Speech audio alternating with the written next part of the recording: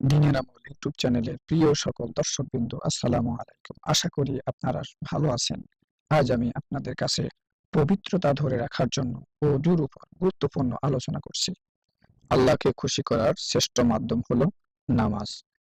উত্তম রূপে নামাজ আদায়ের জন্য প্রয়োজন উত্তম রূপে অজু করা। তাই কি কি কারণে অজু ভেঙে যায়, অজু থাকে না, নামাজ ছুটে যায়, তা আমি আপনাদের কাছে তুলে ধরছি। প্রথমেই অনুরোধ করছি, ভিডিওতে একটা লাইক দিন। যারা চ্যানেলটি সাবস্ক্রাইব করেননি, সাবস্ক্রাইব করুন। যদি সাবস্ক্রাইব করে থাকেন তাহলে অসংখ্য ধন্যবাদ। Thank you so much.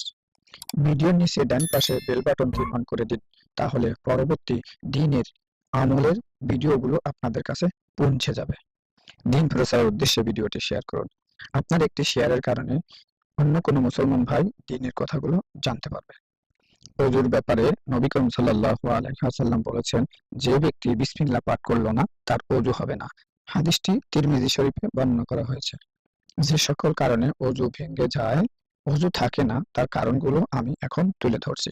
আপনারা ভালোভাবে শুনে বুঝে সেভাবে চলার চেষ্টা করবেন এবং আমল করবেন।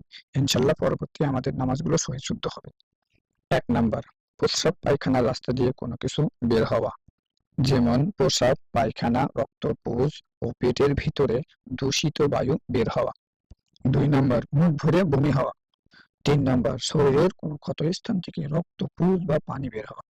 ৪ নাম্বার, নামাজের ভিতরে উচ্চ স্বরে অট্টহাসি দেওয়া। ৫ নাম্বার, নেশা পান করে নেশাগ্রস্ত হওয়া।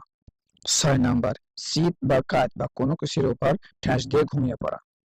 ৭ নাম্বার, দাঁতের গোড়ালি বা মুখের ভিতর থেকে রক্ত বের হওয়া। ৮ নাম্বার, স্বামী স্ত্রীর যৌন মিলন করলে। ৯ নাম্বার, তায়াম্মুম অবস্থায় পানি পেয়ে ওযু করতে সক্ষম হলে। প্রিয় মুসলমান ভাইয়েরা, যা এতক্ষণ আলোচনা করলাম, এইগুলো যদি ওযুর পরে লক্ষণ দেখা যায় তাহলে আমরা আবার দ্রুত ওযু করে নেব এবং পবিত্র থাকবো, পবিত্র অবস্থায় নামাজ আদায় করবো। তাহলে আল্লাহ তাআলা খুশি হবেন। ভালো থাকুন, সুস্থ থাকুন। আজকে এই পর্যন্তই। আসসালামু আলাইকুম।